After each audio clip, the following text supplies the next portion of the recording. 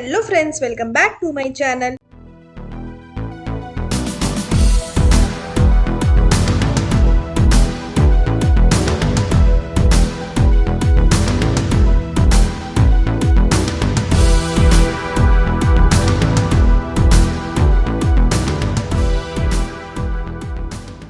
Part 6 के starting में हमें दिखाया जाता है, यहाँ पर जुओ के साथी जीन को बोलते हैं कि अब आप घर चली जाओ, और फिर जुओ को उसके साथी लोग बोलते हैं कि जुओ तुम चिंता मत करो, हम लोग सबसे बेस्ट डॉक्टर, संघाई के सबसे बेस्ट डॉक्टर ढूंढेंगे और तुम्हारा ट्रीटमेंट करवाएंगे। उसके बाद ये बोल के वो लोग वहां से चले जाते हैं और जीन भी उसके कार के पीछे पीछे चली जाती है। उसके बाद हमें सीन में दिखाया जाता है कि लॉन्गसी गुंडा जो रहता है वो अपने जापानी बॉस से बात करता है और बोलता है ये तो आपने बहुत अच्छा किया कि आपने संघाई के सारे डॉक्टरों का मर्डर कर दिया और कुछ को आपने किडनैप करके रख लिया। मैंने तो कभी ये सोचा भी नहीं था कि आप ऐसा कुछ करेंगे।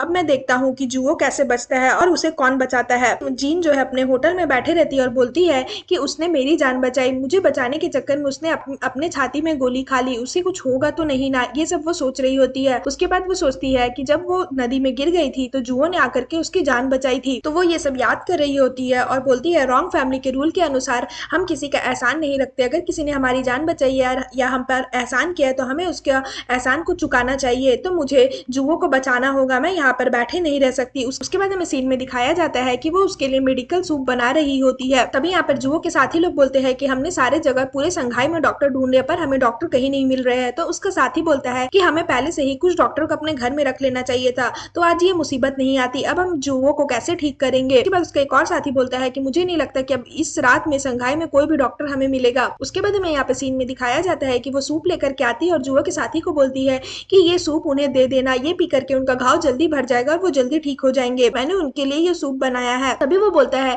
कि हमें कोई फायदा नहीं है ये सूप देने से, कोई भी डॉक्टर नहीं मिल रहा है जो जुओ को ठीक कर सके, सारे डॉक्टर पता नहीं कहाँ चले गए हैं। तो जैसे ही जिन ये सुनती है वो बहुत ज्यादा घबरा जाती है और वो सूप उसे पकड़ा देती है और जुओ के घर के अंदर चली जाती है। उसके बाद हमें यहाँ पे सीन में दिखाया जाता है कि जुओ के साथी लोग बैठ के बात कर रहे हो तो बोलते हैं कि जुओ का फीवर तो जा ही नहीं रहा, अब हम क्या करेंगे। तभी जीन वहां आती है और वो जीन बोलती है कि तुम लोग चिंता मत करो, मैं इन्हें ठीक कर दूंगी। तो वो बोलता है उसका साथी लोग कि हम तुम्हारे ऊपर बिलीव नहीं कर सकते, तुम्हारी वजह से ही जुओ की जान खतरे में आई है, तो तुम्हारे ऊपर हम कैसे बिलीव कर ले, क्या पता तुम जुओ को कहीं हर्ट कर दोगी। तो वो बोलती है मैं छोटी थी तो मेरे पापा दूसरे के घाव को ही ठीक करते थे और मेरे पापा एक डॉक्टर थे, तो मैं उन्हें देखी हूँ कि वो कैसे ठीक करते, तो मुझे इसका आइडिया है, तो तुम लोग चिंता मत करो, मैं इन्हें ठीक कर दूंगी। उसके बाद वो बोलती है अगर इनका घाव जल्दी नहीं ठीक किया गया तो इनकी लाइफ खतरे में पड़ सकती है। तो जो बोलता है कि तुम लोग इसकी बात मानो, मैं भी इस पे बिलीव करता हूँ, मुझे कुछ नहीं होगा। तो फिर वो लोग बोलते हैं कि ठीक है, अगर जैसा जो बोल रहे हैं हम लोग वैसा ही करेंगे। तो वो बोलती है ठीक है जाओ और चाकू वाकू और कोई एक साफ कपड़ा ये सब लेकर के आओ। तो फिर वो लोग वो सब लेकर के आते हैं और तभी उसका साथी लोग बोलता है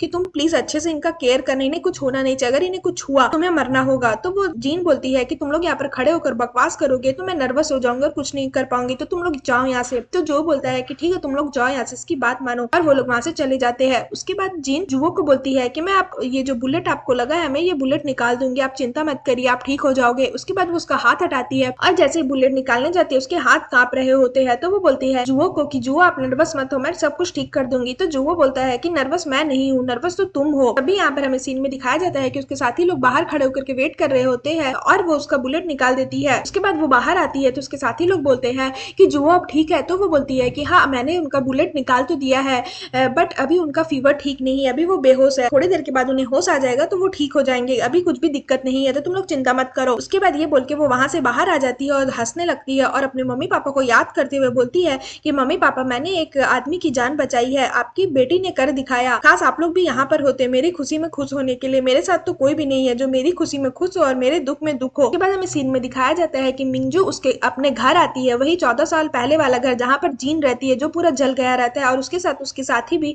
पीछे पीछे रहती है। तो वो जैसे ही अपने घर पहुंचती है देखती है कि उसका पूरा घर जो है वो जल चुका है। उसके बाद वो अपने बचपन को याद करती है और बोलती है कि 14 साल पहले मैं यहाँ से गई थी, अब पूरा 14 साल हो चुका है जब मैं यहाँ पर वापस आई हूँ। तभी उसकी मम्मी बोलती है, जब वो छोटी थी तो उसकी मम्मी बोलती है कि हमें यहाँ से जाना होगा, तुम्हारे जो पापा है वो तुम्हारी केयर नहीं करते और मेरी भी केयर नहीं करते, वो बस अपने दूसरे वाइफ और दूसरे बेटे की केयर करते हैं, तुम्हें ये याद रखना होगा कि रॉन्ग फैमिली से हमारा कोई रिलेशन नहीं है, ये हमारे रिश्तेदार नहीं है, हम इनसे कभी भी मिलने नहीं आएंगे, हमें ये जगह छोड़ करके जाना होगा, हमारा इनसे कोई रिश्ता नहीं। और ये बोल के वो लोग वहां से चले जाते हैं। तो वो ये सारा बचपन का बात सोच रही होती है। उसके उसके बाद वो सोचती है, जब उसकी मम्मी मरने वाली रहती है तो उसकी मम्मी बोलती है कि मिंजू तुम याद रखना, तुम उन लोग के पास कभी भी वापस मत जाना और कभी भी उनसे भीख मत मांगना। हम ऐसी हालत में आए हैं आज तो सिर्फ और सिर्फ उन्हीं की वजह से आए हैं, तुम्हें ये बात कभी भी जिंदगी में नहीं भूलनी है। उसके बाद अब सीन में दिखाया जाता है कि यहाँ पर वो चिल्ला के बोल रही होती है कि मैं वापस आ गई हूँ, और उसकी जो साथी रहती है वो ये सब चीज देख रही होती है। फिर वो बोलती है, मैंने संघाई का सबसे बड़ा घर,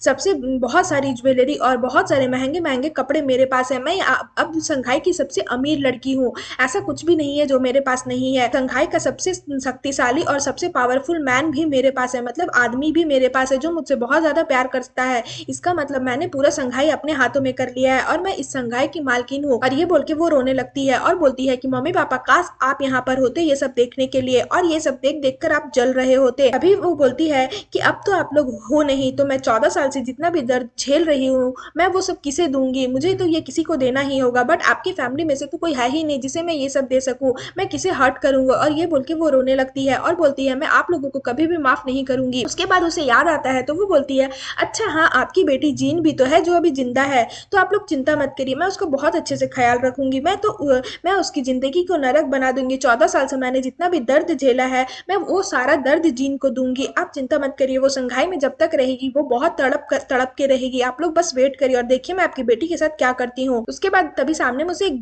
गोली दिखता है तो वो गोली को उठा लेती है और सोचती है कि ये गोली क्या है और उसे देखने लग जाती है। उसके बाद हमें यहाँ पे सीन में दिखाया जाता है कि जीन जो है वो जो का केयर कर रही होती है और उसे ठंडे पानी की पट्टी रखती है ताकि उसका फीवर जल्दी से चला जाए, बट उसका फीवर ठीक नहीं हो रहा होता और जो भी नहीं उठता है। फिर वो उसका फीवर चेक करती है और बोलती है कि जो आप कब उठोगे, आप अभी तक उठ क्यों नहीं रहे हो। उसके बाद हमें सीन में दिखाया जाता है कि यहाँ पर इंग एक लड़की के साथ रेस्टोरेंट में आता है और वो लड़की उसे बोलती है कि मेरे में ऐसा क्या खराबी है, तुम हमेशा उस डांसर लोग के पास क्यों रहते हैं, वो डांसर लोग आखिर है कौन, मैं भी तो इतनी अच्छी हूँ, तुम्हारा उस डांसर के साथ क्या रिलेशन है। तो इंग बोलता है, वो डांसर लोग मेरे फ्रेंड है और कुछ नहीं, मेरा उनसे बस यही रिश्ता है। तो वो जो लड़की रहती है वो बहुत गुस्से में रहती है और बोलती है कि मैं मानती हूँ कि तुम्हारा जियांग फैमिली बहुत बड़ा है और बहुत अमीर है, बट मेरा भी फैमिली कोई कम नहीं है, संघाई में तुम्हारा फैमिली सबसे ज्यादा अमीर है बट मेरा फैमिली भी थोड़ा सा रिच है, तो तुम्हें उस डांसर लोग को चुनना होगा या मुझे चुनना होगा, तो तुम बताओ तुम किसको चुनोगे। इंग बोलता है कि तुम अपने फैमिली को मेरे फैमिली के साथ कंपेयर नहीं करो तो अच्छा है, क्योंकि ये बहुत छोटा डिफरेंस नहीं है, बहुत ज्यादा बड़ा डिफरेंस है। उसके बाद वो बोलती है कि मैं तुम्हें लास्ट चांस देती हूँ, तुम किसे चूज करोगे ये बताओ। तो वो बोलता है कि तुम यहाँ से चली जाओ, मैं तुम्हें छोड़ने तक नहीं आऊंगा, तुम यहाँ से जाओ। उसके बाद वो बोलती है ठीक है मैं यहाँ से जाती हूँ, और तुम मेरा जो इस तरह से बेइज्जती की हो इसकी तो तुम्हें सजा मिलेगी ही, और तुम फ्यूचर में पछताना मत। और उसके ऊपर पानी फेंक करके वहां से चली जाती है। उसके बाद इंग जो रहता है वो बहुत ज्यादा गुस्सा हो जाता है और अपने टावल से अपना मुंह पोंछ रहा होता है, तभी कोई आदमी आता है और उसे ढकेल देता है। उसके बाद वो गुस्सा हो जाता है और बोलता है कौन है। तभी वो बाहर निकलता है और देखता है बहुत सारे गुंडे हैं। तभी देखता है कि कुछ गुंडे एक आदमी का पीछा कर रहे हैं, तो वो वहां पर जाता है और उस आदमी को बचा लेता है। उसके बाद वो कोई और आदमी नहीं बल्कि उसका पुराना दोस्त ही रहता है। उसके बाद वो लोग रेस्टोरेंट में मिलते हैं और तभी इंग बोलता है कि मुझे नहीं पता था कि हम लोग इस तरह से मिलेंगे, और तुमने बताया था कि तुम फ्रेंच से यहाँ वापस आ रहे हो संघाई, तो तुमने मुझे कांटेक्ट क्यों नहीं किया, तुम किस मुसीबत में पड़े हो, मुझे बताओ ये सब क्या हो रहा है। जो उसका दोस्त रहता है वो बोलता है कि इंग मुझे तुम्हारी एक हेल्प चाहिए। इंग बोलता है कि हाँ बोलो क्या हेल्प चाहिए, संघाई में ऐसा कुछ भी नहीं है जो मैं नहीं कर सकता हूँ। तो वो बोलता है मुझे एक स्ट्रेंजर आदमी से, कोई अनजान आदमी से पॉकेट वॉच लेना था, और वो पॉकेट वॉच मेरे लिए बहुत ज्यादा इंपॉर्टेंट है, तो क्या तुम वो पॉकेट वॉच मेरे लिए तुम ले सकते हो। तो वो बोलता है पॉकेट वॉच। उसके बाद हमें यहाँ पे सीन में दिखाया जाता है कि यहाँ पर जुओ का साथी लोग बात कर रहा होता है और बोलता है कि मास्टर जुओ अभी तक क्यों नहीं उठे हैं, और जीन जो है वो भी पूरी रात नहीं सोई है, वो भी उनका पूरी रात केयर की है, मुझे तो डर लग रहा है कि कहीं वो भी बीमार मत हो जाए। उसके बाद हमें यहाँ पे सीन में दिखाया जाता है कि जीन जो है वो जुओ को बोलती है कि आप अभी तक क्यों नहीं उठ रहे हो, इतना देर हो गया, आप बेहोश ही हो, सब कुछ ठीक तो होगा ना। और वो डरने लग जाती है। तभी उसे उसके छाती पर एक घाव दिखता है, तो वो उसका घाव देखती है और बोलती है कि जुओ के शरीर पर कितने सारे घाव है और ये इन्हें कैसे चोट लगी होगी, ये कैसे ठीक हुए होंगे, ये सब वो सोच रही होती है और उस घाव को छूने लगती है। उसके बाद वो बोलती है कि पास्ट में इन्हें बहुत सारी मुश्किलें झेलनी पड़ी होंगी, इनकी लाइफ हमेशा खतरे में ही रहती है। तभी जुओ जो है वो उठ जाता है और देखता है कि वो क्या कर रही है। तो वो जैसे ही ऊपर देखती है वो जो उसे देख रहा है तो वो डर जाती है और बोलती है आप उठ गए और आपको बोलना चाहिए ना। उसके बाद तभी उसके साथी लोग आ जाते हैं और वो लोग बहुत ज्यादा खुश हो जाते हैं ये देख करके कि जुओ फाइनली उठ गया है। उसके बाद वो बोलता है कि मैं तुम्हारा एहसानमंद हूँ। तो वो बोलती है जब मुझे गोली लगने वाला था तो आपने मेरी जान बचाई और अभी